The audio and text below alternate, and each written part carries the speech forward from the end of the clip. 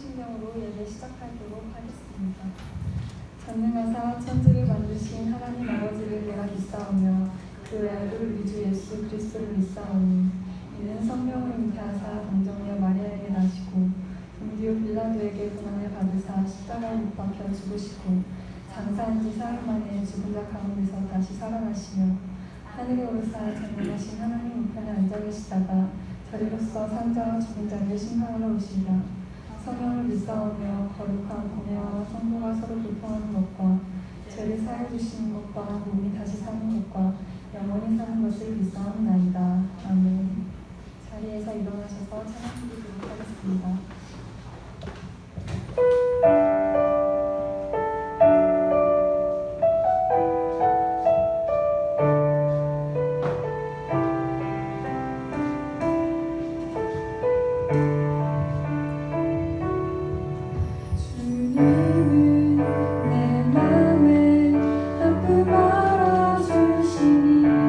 지난 밤 눈물 지워주시고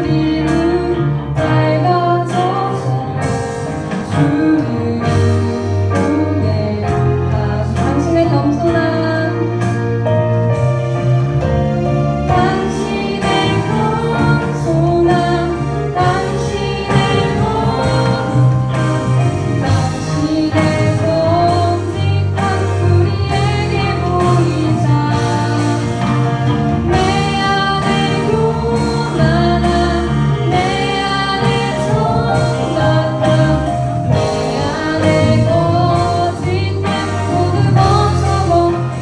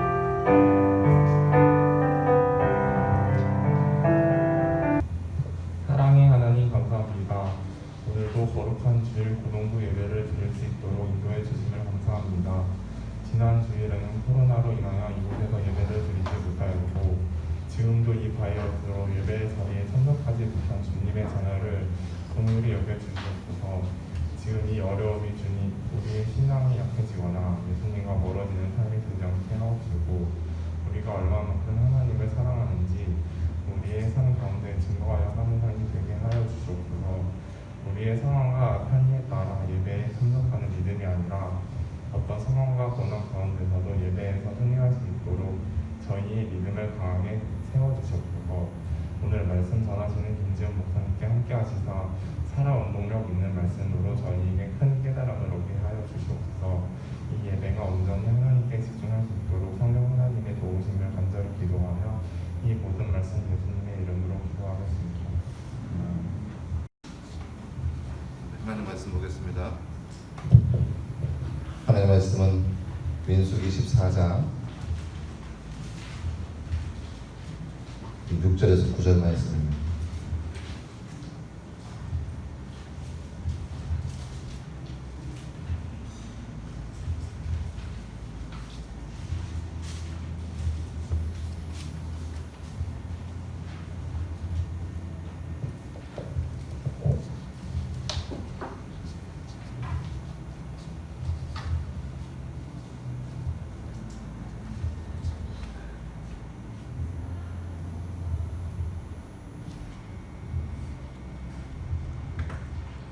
구약 성경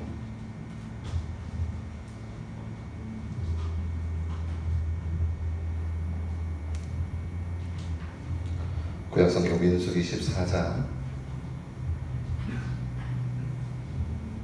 6절에서 9절 말씀.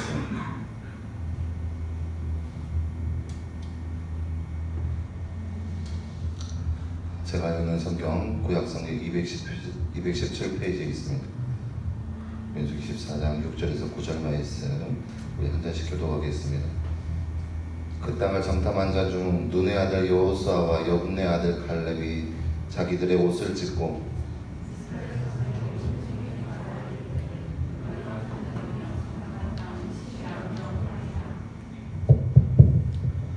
여호와께서 우리를 기뻐하시면 우리를 그 땅으로 인도하여 들이시고 그 땅을 우리에게 주시리라. 이는 과연 젖과 꿀이 흐르는 땅이니라.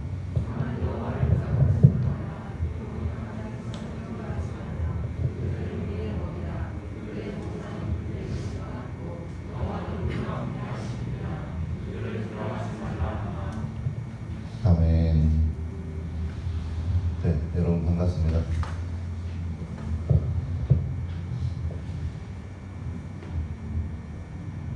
건반이랑 뮤트 좀 걸어주세요. 걸어졌어?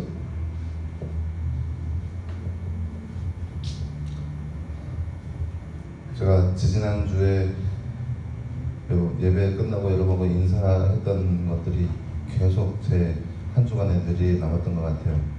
지난주에 예배 마치고 여러분하고 인사하면서 다음 주에 봐요 제발이라고 했었는데 지난주에 보도관 사정으로 저희가 현장에서 예배를 못 드리고 온라인으로 예배를 드렸는데요. 아마 그 여파가 없지 않아 있었던 것 같아요.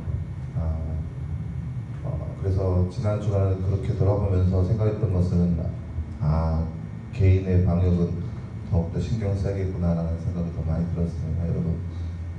여러분이 살고 있는 영역 안에서도 여러분 스스로 잘 관리하시고 그래서 자기에게 또 나 아닌 주변 사람들에게 이롭게 할 수 있는 여러분 모습이 됐으면 좋겠습니다. 오늘 말씀 볼 텐데요. 예화 중에 유명한 예화가 있습니다. 아마 여러분 들어보셨는지 모르겠지만 아마 들어가셨을 거예요. 여러 번 언급된 예화인데요. 어떤 한 남자가 여차저차해서 절벽에 떨어지게 됐습니다. 절벽에 떨어지게 됐는데 이 남자가 절벽을 떨어지는 그 순간에 간신히 나무의 뿌리를 딱 붙잡게 됐어요. 나무 뿌리를 딱 붙잡고 간신히 생명을 부재하고 있는 그런 상황 가운데 있게 됐습니다. 그래서 얼마나 상황이 그러겠어요. 절벽에 떨어지면 목숨이 잃어지는데 간신히 나무 뿌리만 잡고 있는 거예요.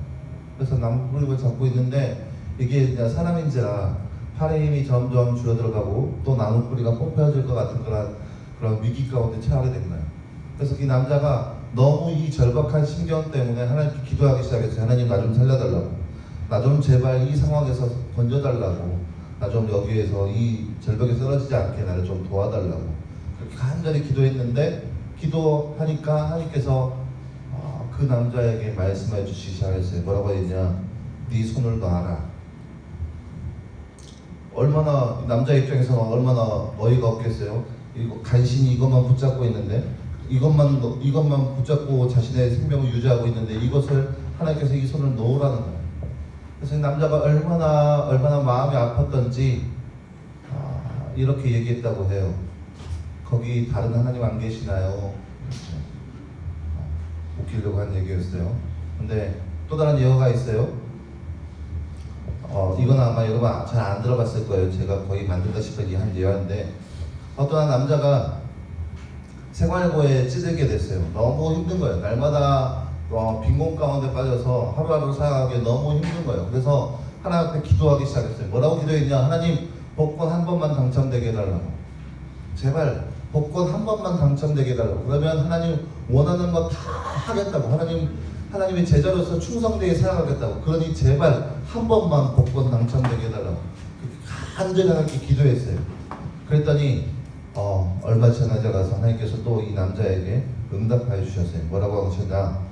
아무개야 먼저 복권부터 사라. 그러니까 이 남자는 복권도 사지 않고 복권 당첨되기를 기도했던 거야.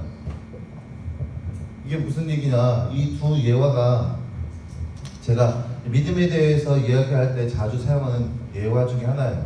사람이 하나님 앞에 믿음이 있다라고 얘기하지만 다 제각각의 모습으로, 제각각의 마음으로, 제각각의 생각으로 자신의 믿음을 유지하려고 해요.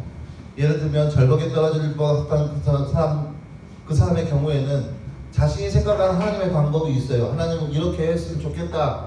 그 믿음을 가지고 하나님께 기도한 거예요. 근데 그 예화의 말미에 보면 어떤 내용이 있냐면, 그 절벽이 있는데 그 절벽 밑에는 그 남자가 보이지 못하는 바위가 돌출된 부분이 있는 거예요. 그래서 그 손을 놓으면 그 바위 위에 떨어지게 돼서 그 상황보다는 더 쉽게, 더 수월하게 머물 수 있는 그 상황. 성경에 보면은 이거에 대해서 어떻게 표현되어 있냐면, 하나님의 손이 그 밑에 딱 내어놔서 손을 놓으면 그 하나님의 손에 올라갈 수 있는 상황. 그런데 그 남자는 그것을 믿지 못한 거예요. 하나님의 방법을 믿지 못하고, 하나님이 살아계시겠지, 그럼 나를 도와주시겠지, 그러면 내가 할 수 없는 그 방법으로, 내가 초월적인 방법으로 나를 도와주겠지, 그런 믿음만 가지고 있는 거예요. 그러니까 손을 놓아라 그 말에 반응을 못하고 있는 거죠. 마찬가지로 복권에 대한 그 믿음도 하나님께서 뭔가 초월적으로 뭔가 이루어 주시겠지, 그런 믿음이 있지만 자신이 하나님에 대해서 올바른 믿음이 없던 거예요. 그러다 보니까 자신들은 믿음이 있다라고 생각하지만 그 믿음은 올바른 믿음이 아니고 또 하나님께서 원하시는 믿음의 모습이 아닌 것이 되는 거죠. 마찬가지로 이 시대를 살아가는 우리의 모습에도 하나님을 믿음으로, 전적으로 믿음으로 나아가야 되는데, 그 믿음이 과연 내가 생각하는 믿음인지 아니면 하나님께서 원하시는 그 믿음인지 날마다 우리의 모습을 볼 필요성이 있다는 거예요. 오늘 우리가 살펴본 말씀은 이스라엘의 역사상 이렇게 마찬가지 제가 얘기했던 것처럼 믿음을 통해서 일어난 상황 중에 하나예요. 이스라엘 백성들이 모세의 인도함을 받아서 40여 년간 광야 생활을 했습니다. 애굽에서 나와서 40여 년간 광야 생활을 하다가 이제 하나님께서 약속하신 그 가나안 땅을 바로 앞에 놔두고 이제 들어가서 살기만 하면 돼요. 이제 눈앞에 가나안 땅인 거예요. 근데 이 이스라엘 인도한 지도자 모세가 이스라엘 12지파 중에서 한 명씩 축출해서 너희는 가서 그 가나안 땅을 쭉 정탐하고 오라고 이렇게 명령을 드려요. 그래서 이 12명의 사람들이 가나안 땅에 직접 들어가서 쭉 살펴보고 옵니다. 그 기간이 무려 40일 동안 가나안 땅을 쭉 살펴보고 돌아와요. 그도 그럴 것이 가나안 땅이라는 것이 말 그대로 뭐 전주처럼 그러면 전주 같은 그런 규모가 아니라 좀 많이 커요. 넓어요. 그러다 보니까 40일이라는 기간이 걸릴 수밖에 없는 거예요. 그래서 이 40일이라는 기간 동안에 12명의 정탐꾼들이 여러분들이 다 돌아다니면서 그 땅의 상황이 어떻고 그 땅에 있는 이 과일과 유실들이 다 어떤지 하나하나 조목조목 다 살펴보게 돼요. 그리고 약속된 시간이 지나서 이제 이스라엘 땅으로 다시 이스라엘 진영 가운데 다시 돌아오게 되죠. 그리고 40일 뒤에 12명이 모여서 자신들이 본거, 자신들이 경험한 것들을 나누기 시작합니다.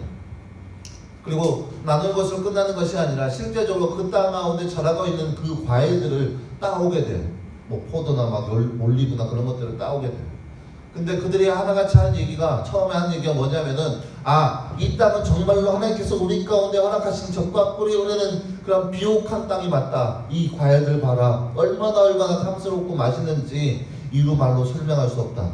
그러니까 다른 지역보다 그 땅에 있는 과일들이 더욱더 크고 더욱더 맛있고 그런 땅이라는 거예요. 그렇게 비옥한 땅이라는 거예요.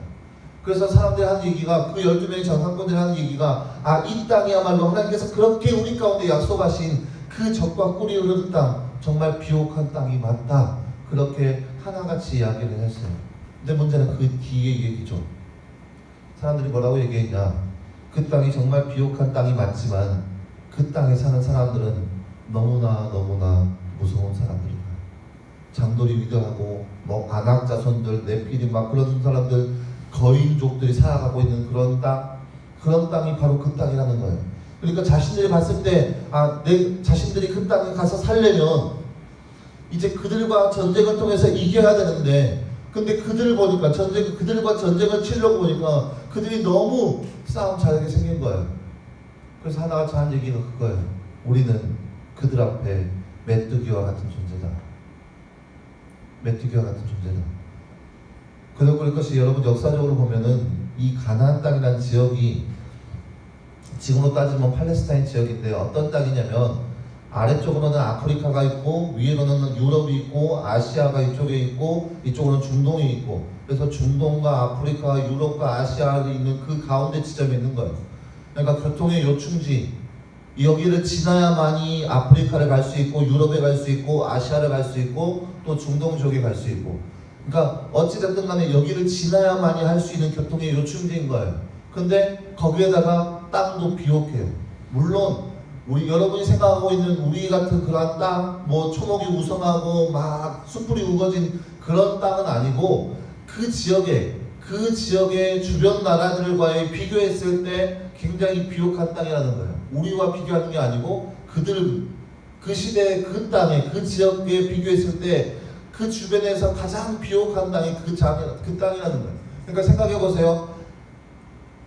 주변 나라들과 비교해서 비옥하기도 하고 또 교청의 요충지여서 누구나 다 왕래해야 하는 그곳이고, 그러다 보니까 이 땅에 살기 위해서는 어마어마한 힘이 필요한 거예요. 보통 사람이 이 땅 가운데 살기는 어렵다는 거죠. 보통 사람들이 이 땅에서 나라를 갖고 사는 것은 정말 어렵다는 거죠. 그렇다 보니까 자연스럽게 그 땅에 사는 민족들은 싸움에 잘하고 전쟁에 출중한 사람들이 된 거예요. 이스라엘 사람들이 그 땅에 갔는데 이미 그 땅은 전쟁을 여러 번 치르고 난 후에 정말로 싸움에 잘하고 전쟁에 유능한 사람들, 용사들이 그 땅에 살고 있었던 거죠. 그러니까 정탐꾼들이 그걸 보면서 우리는 힘들다. 우리는 메뚜기와 같은 존재이다. 우리가 왜 왔는지 모르겠다. 이럴 바에는 차라리 애굽에서 죽었으면 더 나을 뻔했다. 이게 이들의 말인 거예요. 근데 이 말을 들은 사람 중에서 12명의 절탐구 중에서 다 똑같은 생각이 아니었어요. 딱 2명은 다른 생각을 가지고 있었어요. 그 2명이 누구냐? 갈렙과 여호수아라는 사람이에요. 이 여호수아 갈렙이 그들의 말을 듣고 참담하기 시작했어요. 애통하기 시작했어요. 이게 아닌데 왜 이들이 하나같이 이렇게 얘기할까? 이게 아닌데. 그렇게 애통하기 시작하면서 사람들에게 하소연하기 시작했어요. 뭐라고 했냐? 맞다. 우리가 얘기했던 것처럼 그 땅은 하나님께서 약속하신 적과 꿀이 흐르는 땅이 맞다. 얼마나 비옥한지 모른다. 그 땅에 살면 정말 유택한 삶을 살게 될 것이다. 물론 맞다. 그들이 얘기한 것처럼 그 땅에 사는 사람들은 장골이 위대하고 싸움에 능한 사람이 맞다. 하지만 중요한 것은 지금까지 우리를 인도하신 하나님이 우리와 함께 하신다면 우리는 그들을 능히 쳐서 이기고도 남을 것이다. 오늘 말씀에서 뭐라고 나왔냐? 그들은 우리의 먹이라. 예전 성경에서는 더 명확하게 얘기하고 있어요. 예전 성경에서 뭐라고 얘기하냐? 그들은 우리의 밥이다라고 표현하고 있어요. 그러니까 갈렙과 여호수아의 입장에서는 그들이 정말 싸움에 잘한 것처럼 보이고 위대하게 보이지만 믿음의 눈으로 바라본다면, 하나님께서 우리와 함께 하신다면, 하나님께서 그 땅을 그들에게 허락하신다면, 그들이 아무리 싸움을 잘한다 할지라도 그들은 그저 우리의 먹이에 불과하다는 거예요. 우리의 밥이라는 거예요. 이것이 바로 여호수아와 갈렙의 입장이었어요. 근데 여러분 생각해 보세요. 12명이 가서 10명은 부정적인 생각을 하고 2명만 그렇게 얘기를 했으면, 이스라엘 많은 사람들이 그 12명의 이야기를 듣고 어떤 걸 선택했을 것 같아요? 소수의 2명을 선택했을 것 같아요? 아니요. 10명의 입장을 더 귀에 들어오게 됐어요. 그래서 모세를 원망하기 시작했어요. 왜 우리를 데리고 왔냐? 이건 아니지 않냐? 모세도 그 상황이 너무나도 참담했어요. 이게 아닌데 왜 이렇게 지나가야 될까? 네, 여러분, 실제적으로 여러분 생각해 봤으면 좋겠어요. 만약에 여러분 앞에 이런 선택지가 놓여지게 된다면 과연 여러분은 어떤 걸 선택할 것 같아요? 이게 뭐 지나간 옛날 과거 몇천 년 전의 얘기라서 우리는 과연 어떤 걸 선택할까? 뭐 이런 선택지 앞에서 어떤 걸 할지 막연하기 마련인 거죠. 과연 여러분이라면, 여러분이 이 상황에 있다면, 이 가나안 땅을 앞두고 분명히 광야에서 40년간 하나님께서 함께 하신다는 걸 경험했지만, 실제적으로 가나안 땅을 그 앞두고 전쟁에 능한 사람들을 바로 앞에 두고 그들과 전쟁을 치러야 되는데, 그 앞에서 여러분이라면, 과연 여러분이 이스라엘 사람들이라면 어떤 걸 선택할 것 같아요? 10명의 정탐꾼처럼 우리는 할 수 없다, 그들이 얼마나 싸움 잘하는데, 그들이 얼마나 전쟁에 유능한데 우리는 할 수 없다 하면서 되돌아갈 것 같아요? 아니면 아니야, 할 수 있어, 하나님이 우리와 함께 하신다면 모든 것을 다 할 수 있어 하면서 그 앞에 나아갈 것 같나요? 물론 우리 얘기가 아니니까, 말 그대로 우리가 또 교회 아니니까 갈렙과 여호수아의 이야기를 따라하지 않아, 아마 그렇게 생각할 거예요. 하지만 우리의 이야기로 돌아온다면 그 선택지는 어마어마한 선택지라는 거죠. 예를 들어 볼까요? 이제 여러분 나중에 장성해서 회사 생활을 하고 될 텐데, 여러분 아마 여러분 주변 사람들이나 또 부모님에게도 얘기를 들어보면 회사 생활이라는 것이 결코 녹록지 않다라는 거예요. 저도 주변의 사람들의 이야기를 들어보면 그 회사 생활이 정말 쉽지 않은 모습인 거예요. 근데 세상 사람들이 얘기하는 것은 뭐냐? 사회생활을 잘 하려면 사회생활에서 가장 기초되는 부분은 뭐냐? 사람과 사람 사이의 관계라는 거예요. 그래서 사회생활 하는 데 있어서 이러한 관계를 유지해야 된다는 거예요. 쉽게 표현해서 뭐냐? 사람이 이제 회사에서 생활하면서 이제 어떤 경우에는 뭐 큰 회사를 경영하거나 큰 회사에서 높은 자리에 위치하다 보면은 이제 바이어들을 관리해야 되는데, 쉽게 표현해서 사람들을 잘 구슬려서 자기 사람 만들어야 돼요. 로비 같은 걸 잘 해야 된다는 거죠. 그래서 세상이 얘기하는 유능한 사람, 세상이 말하는 뛰어난 사람 뭐냐? 사람을 잘 구슬리는 사람, 로비에 뛰어난 사람. 그렇게 얘기를 해요. 우리가 살고 있는 이 땅에, 이 시대에는 사람들은 그렇게 얘기를 해요. 아니, 또 사회생활, 회사생활하면 또 막연하죠. 여러분에게서도 막연할 수 있죠. 많은 고등학교 학생들이 생각하는 것 중에 하나가, 이제 우리가 고등학교를 졸업하고 대학에 들어가면 우리가 이제는 합법적으로 술을 마실 수 있다. 그런 생각들을 생각보다 많은 사람들이, 특별히 고등학교 3학년을 주축으로 해서 그런 생각을 많이 해요. 우리 교회 얘기가 아니라 여러분 오해하지 마세요. 많은 사람들이 그런 생각을 해요. 그래서 저도 생각보다 많은 질문들을 받아왔어요. 술 마시는 것이 과연 불법인가? 죄인가? 그런 것들을 저도 제가 상상하는 것 그 이상으로 많은 질문들이 저에게 쏟아진 걸 봤어요. 고3 학생들 나중에 제가 기회가 된다면 그거에 대해서 얘기할 텐데, 그러면서 하는 얘기가 뭐냐? 사회생활 하다 보면은, 대학생활 하다 보면은 그런 모습들이 그렇게 부지기수라는 거예요. 그리고 그런 것들이 필요하다는 거예요. 이게 바로 세상이 말하는 사회생활 가운데 살아가는 방법이는. 그래서 저도 많은 사람들과 얘기했지만 사회생활 하는데 그런 것들은 필요하다는 거예요. 이런 얘기해서 미안하지만 제가 들어본 사람 중에서 어떤 사람은 지금까지 신앙생활을 잘하고 또 더러는 신학까지 했던 사람 중에 목회를 접어들고 사회생활 하는 사람들도 역시 마찬가지로 사회생활 하는 데 있어서 이런 것들은 불가피하다 하면서 그렇게 회식 자리에 참여한 사람들도 들어봤어요. 이게 세상이 말하는 사회적인 삶, 세상에서 살아가는 방법이죠. 근데 여러분 죄송하지만 그것은 세상의 방법이지 하나님의 방법이 아니에요. 세상의 방법, 세상이 우리에게 말하는 것은 세상적인 방법으로서 이런 방법을 통해서 세상 가운데 우리가 자리매김하고 세상적인 방법으로 우리가 성공하게 되는 것, 그것이 세상이 말하는 우리의 방법인 거예요. 근데 우리는 그런 세상 가운데 살아가는 세상적인 방법으로 살아가는 존재가 아니에요. 아니, 그것보다 더 먼저 이 땅에 사는 사람들은 세상적인 방법으로 살아가는 것이 아니라 하나님의 방법으로 살아가야 되는 거예요. 근데 그 모습이 때로는 우리 안에 부당하게 여겨질 때가 많이 있다는 거예요. 하나님을 향한 방법, 하나님의 방법을 보면은 때로는 세상적인 방법으로 해서는 너무나 부당하게 그렇게 여겨질 때가 많이 있다는 거예요. 쉽게 얘기해서 앞에 제가 얘기했던 것처럼 절벽에 떨어지는 그러한 절박한 상황 가운데 우리가 그 안에서 해결할 수 있는 방법이 뭐가 있겠어요? 그 안에서 우리가 할 수 있는 방법이 뭐가 있겠어요? 당연히 우리는 그 안에서 소리를 거래거래 치면서 살려달라고, 나 좀 살려달라고 얘기를 하겠죠. 근데 우리 주변에 아무도 없다면 그때는 어떻게 하겠어요? 말 그대로 세상적인 방법이 다 차단되었을 때 그때 우리는 어떻게 하겠어요? 물론 매번 그렇진 않겠지만 그 남자에게 있어서 하나님의 방법은 하나님을 의지하여서 그 손을 놓는 거예요. 근데 생각해보세요. 여러분이라면 과연 그 손을 쉽게 놓을 수 있겠어요? 아마 저라도 어려웠을 거예요. 아마 저라도 그 선택지를 선택하는 것은 어려웠을 거예요. 근데 그것이 믿음이라는 거예요. 그것이 믿음. 히브리서 성경에 보면 이렇게 기록되어 있어요. 믿음은 보이지 않는 것들의 실상이요,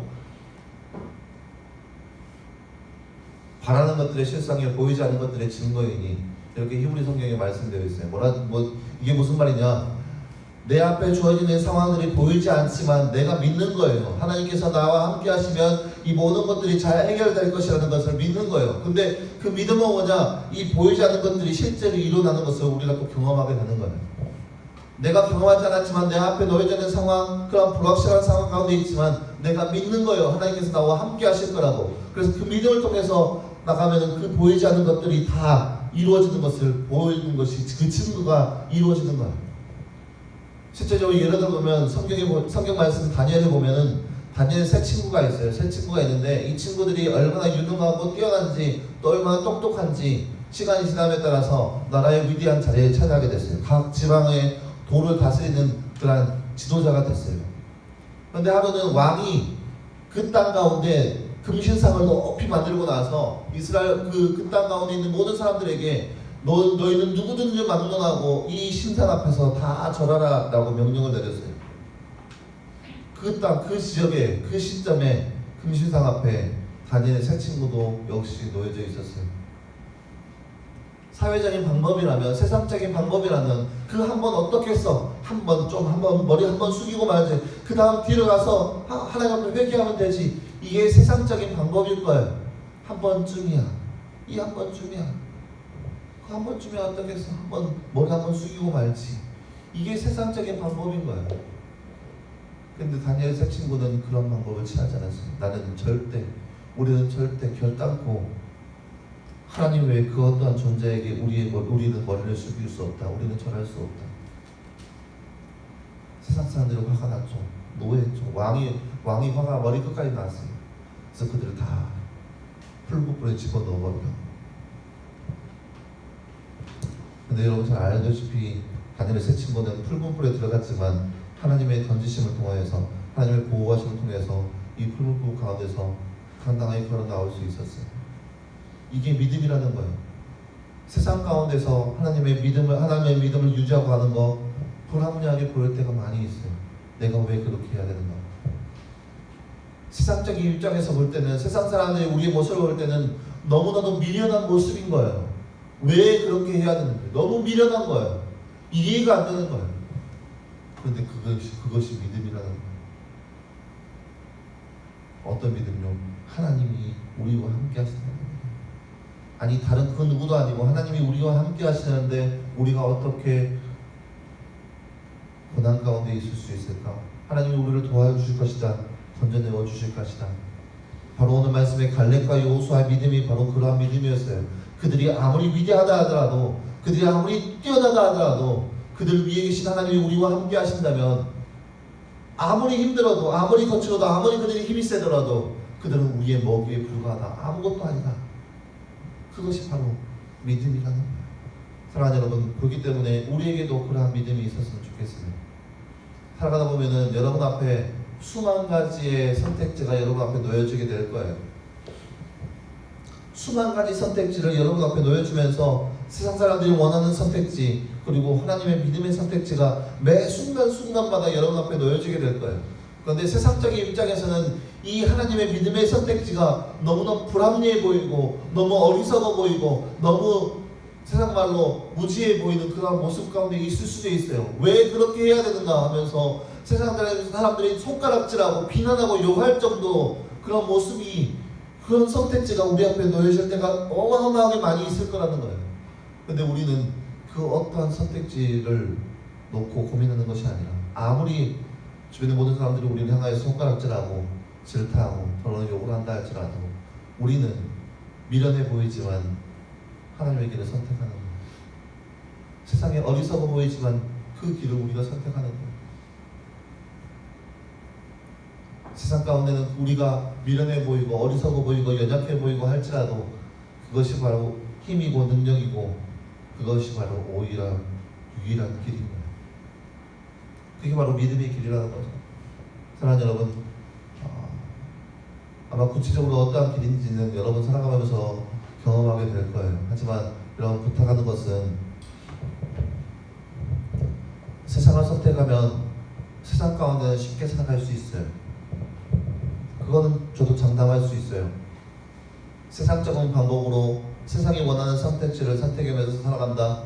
세상에서는 쉽게 살아갈 수 있어요. 아마 쉽게 살아갈 수 있을 거예요. 하지만 세상이 싫어한다 할지라도 하나님의 방법을 선택한다면 우리는 세상 가운데 고난에 처하게 될 것 같습니다. 이것 또한 저도 장담할 수 있어요. 우리가 하나님의 선택지를 선택한다면 우리는 세상에서 힘든 삶을 살아가게 될 거예요. 하지만 우리가 선택해야 할 것은 세상이 어리석어 보인다 할지라도, 세상이 미련하게 보인다 할지라도 우리는 그 길을 선택해야 합니다. 그거에 대해서 한 가지 이해만 들고 마무리하려고 하는데요. 계시록 말씀에 보면은 짐승의 표 666에 대해서 나와 있어요. 아마 이것이 정확하게 어떠한 것이다 라고 명확하게 얘기하기는 많이 어려운 것 같아요. 왜냐 아직 일어나지 않는 일이라서.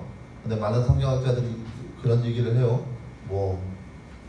성경에 나온 것만 놓고 봤을 때 이 짐승의 표 666을 사람의 손등이나 이마에 표시를 하면 이것들이 사람이 상업적으로 물건을 사고 팔기에 굉장히 쉽게 될 것이다. 성경에도 그렇게 나와 있어요. 하지만 그 표를 받으면은 하나님 나라에 들어갈 수 없다라고 얘기를 해요. 아마 그러한 시대가 우리 가운데 찾아오게 될 거예요. 아마 그러한 기술이 우리 가운데 금방 들어오게 될 거예요. 그와 관련된 책을 보면은 이렇게 얘기를 해요. 너무 미련한 선택지 아니냐. 세상은 우리를 향하여서 그렇게 탄압할 거예요. 너희는 그거를 선택하지 않으면 너희는 죽을 수밖에 없다고. 하지만 우리에게 있어서 실제적으로 죽음이 우리 가운데 찾아온다 할지라도 우리는 세상적인 죽음 두려워하는 것이 아니라 하나님 앞에 버림받는 것을 두려워하면서 그 선택지를 멀리 해야 합니다. 살아가면서 여러분 앞에 그러한 선택지가 무수하게 많이 올 텐데 그 선택지 앞에 우리는 당당하게 하나님의 선택지를 선택하면서 우리는 세상 가운데 미련해 보일지라도 세상이 어리석다 얘기할지라도 그 선택지만 우리 앞에 놓여졌다 그렇게 생각하면서 하나님을 위한 삶, 하나님을 붙잡는 삶, 하나님만 바라보는 삶이 바로 이 땅 가운데 살아가고 있는 저와 여러분의 모습이 되었으면 좋겠습니다. 그래서 우리도 매 순간순간마다 갈렙과 여호수아처럼 그들이 아무리 위대해 보인다 할지라도, 그들이 아무리 뛰어나게 보인다 할지라도 그들은 우리의 먹이다, 그들은 우리의 밥이다, 그렇게 고백할 수 있는 저와 여러분의 모습이 되었으면 좋겠습니다. 그런 마음으로 함께 찬양하면서 나아가겠습니다. 이스라엘, 우리가 지난 시간에 배웠듯이 우리 앞에 홍해바다가 놓여져서 홍해를 지나가야 하는 그런 순간이 우리가 언제 온다면 우리는 그 길을 지나가야 되는데, 모세 시대 때에는 하나님께서 그 홍해바다를 갈라지게 하셔서 그거를 지나가게 하셨는데, 그 우리 앞에 놓여지는 바다가 갈라지지 않는다 할지라도 우리는 그 길을 선택할 수 있는 거예요. 왜요? 하나님이 우리와 함께 하시기 때문에. 홍해 바닷물이 갈라지지 않는다 할지라도 우리는 그 길을 선택할 할 수 있는 거예요. 왜요? 하나님 우리와 함께 하셔서 그 물이 갈라지지 않아도 그 바다 위를 하나님께서 친히 우리를 통하여서 걷게 하여 주실 것이기 때문에 그런 믿음을 가지고 우리가 살아갔으면 좋겠습니다. 하나님 우리와 함께 하신다면 모든 것이 할 수 있다는 그 믿음으로 살아갈 수 있는 우리의 모습 되었으면 좋겠습니다. 우리 그런 마음으로 이렇게 찬양하겠습니다.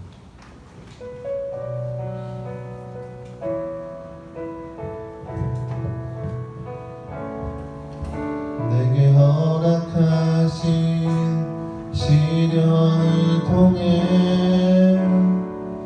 나의 믿음이 더욱 강하게 나가고, 험한 산과 골짜기 지나는 동안 주께 더 가까이 나를 이끄시네. 내가 겪는 시험이 어렵고 힘겨워 내 주님보다 크지 않네. 내 앞에 바다가 갈라지지 않으며 주가 나로 바다를 걷게 하리. 나는 믿네. 주의 능력으로 내 삶 새롭게 되리. 나는 믿네. 주의 능력으로 담대히 나가리라. 주와 함께 싸워 승리하리라. 날마다 믿음으로 나 살아가리. 우리 다시 한번 고백할까요? 내게 허락하신 시련을 통해 나의 믿음이 더욱 강하게 살아가고, 험한 산과 골짜기 지나는 동안 주께 더 가까이 나를 이끄시네. 내가 겪는 시험이 어렵고 힘겨워도 내 주님보다 크지 않네. 내 앞에 바다가 갈라지지 않으며 주가 나를 바다리 걷게 하리. 나는 믿네. 주의 능력으로 내 삶 새롭게 되리. 나는 믿네. 주의 능력으로 담대히 나아가리. 주와 함께 싸워 승리하리라. 날마다 믿음으로 나 살아가리.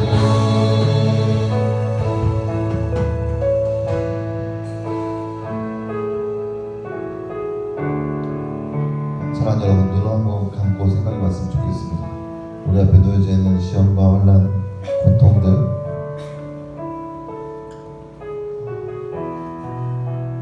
매번 이렇게 어려운 얘기해서 죄송한데 우리가 이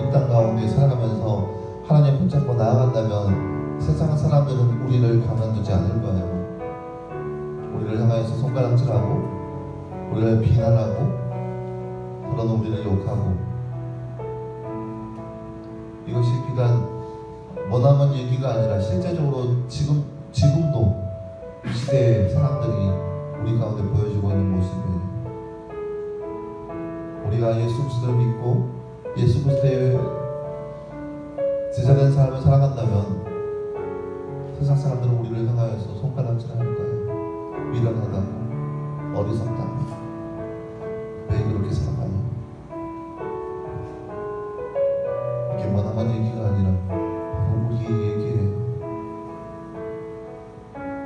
12명의 정탐꾼 중에서 10명의 정탐꾼처럼 우리는 그렇게 할 수 없다, 우리는 세상 가운데 메뚜기와 같은 존재이다, 안 된다, 못한다, 그저 세상적인 방법을 통해야 된다. 이것이 바로 세상이 우리 가운데 날마다 우리에게 얘기하는 거야. 너희는 그렇게 살지 말라고. 시대가 어떤데 너희는 그렇게 살지 말라. 근데 우리는 그 안에서 당당하게 나는 그럴 수 없다, 나는 그럴 수 없다. 세상이 아무리 위대하고 세상이 아무리 뛰어나고 세상이 아무리 강하다 할지라도 그대는 우리의 먹이다, 그대는 우리의 밥이다. 그것이 우리의 입술에서 나와야 하는 우리의 고백인 거예요. 그래서 사랑하는 여러분, 살아가면서 매 순간의 선택지 앞에서 세상적인 방법, 세상적인 선택지 앞에 우리가 고민하거나 우리가 주춤하는 것이 아니라 그 어떤 선택지를 할지라도 하나님을 선택하고 하나님을 의지하고 하나님 붙잡고 가는 그 믿음이 바로 우리 안에 있기를 원합니다. 그리고 고백했던 것처럼 주의 능력으로 내 삶 새롭게 되어지리, 주의 능력으로 담대히 나아가리고 주께서 우리와 함께 하셔서 주께서 친히 우리를 대신하여 싸워주시리고 그 안에서 우리는 날마다 승리하는 것이다.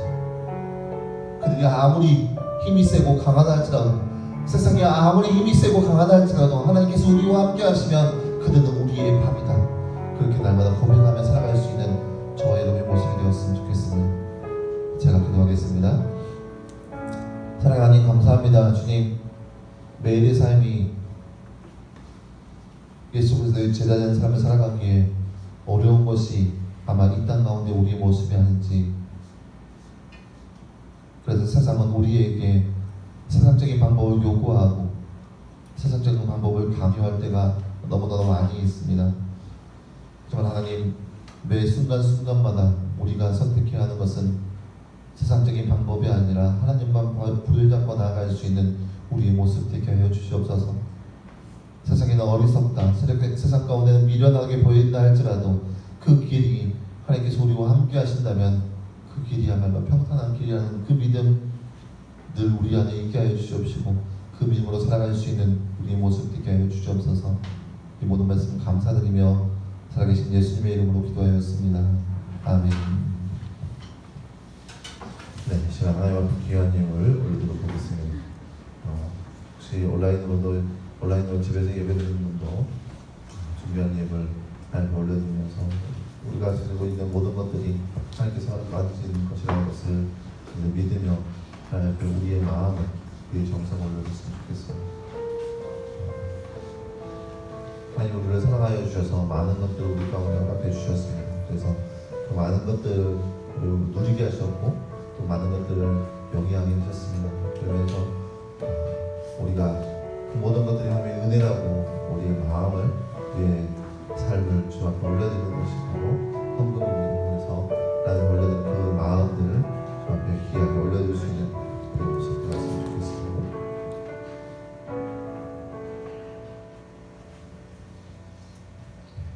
11조 한승우, 김지원, 김성준 드렸습니다. 또 감사한금 이호정 드렸습니다. 이렇게 기도하겠습니다. 사랑의 하나님, 감사합니다.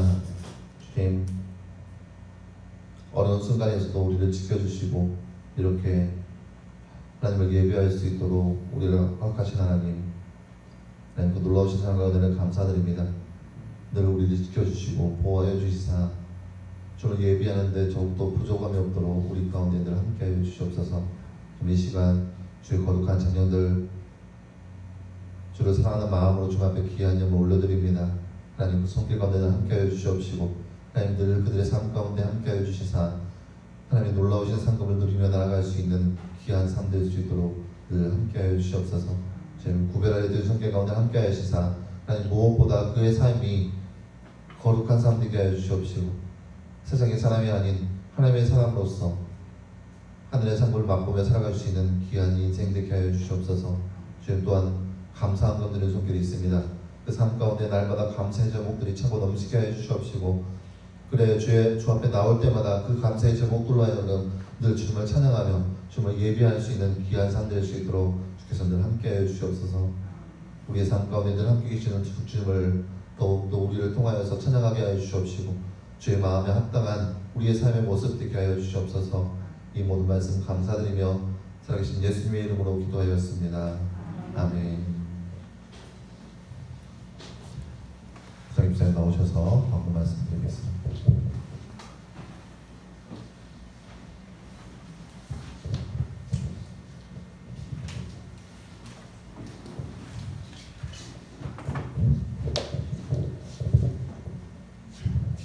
저번 한 주는 각자 처소 예배를 드렸는데 이번부터는 또 이렇게 교회에 모여서 예배를 드리게 됩니다. 그러니까 그 소중한 장소이기 때문에 여러분들이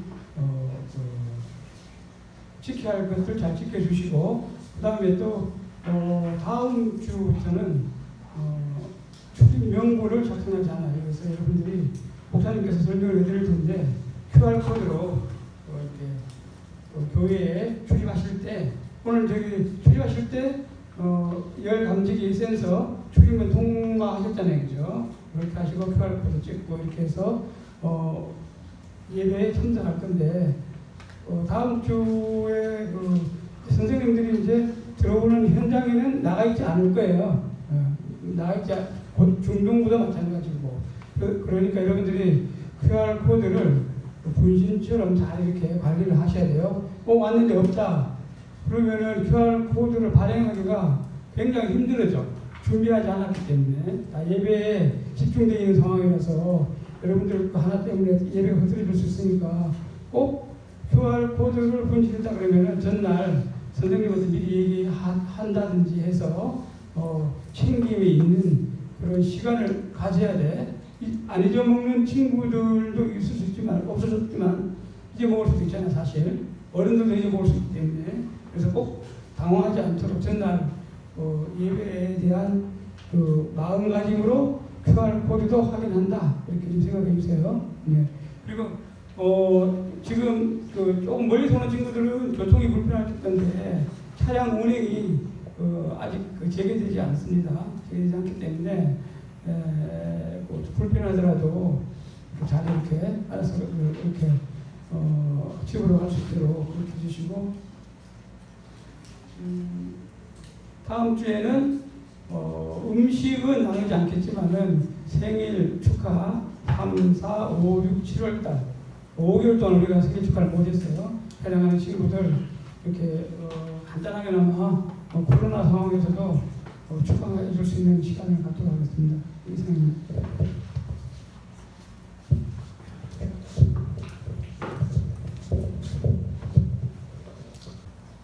주기도문으로 마치도록 하겠습니다. 하늘에 계신 우리 아버지여, 이름이 거룩히 여김을 받으시오며 나라의 힘을 얻으시며 뜻이 안에서 이루고 같이 땅에서 이루어지이다. 오늘 우리에게 일용할 양식을 주옵시고 우리가 우리에게 죄 진들을 사하여 준 것 같이 우리를 사하여 주옵시고 우리를 시험에 말게 하옵시고 다만 악에서 구하옵소서. 대개의 나라와 권세와 영광이 아버지께 영원히 있사옵나이다. 아멘.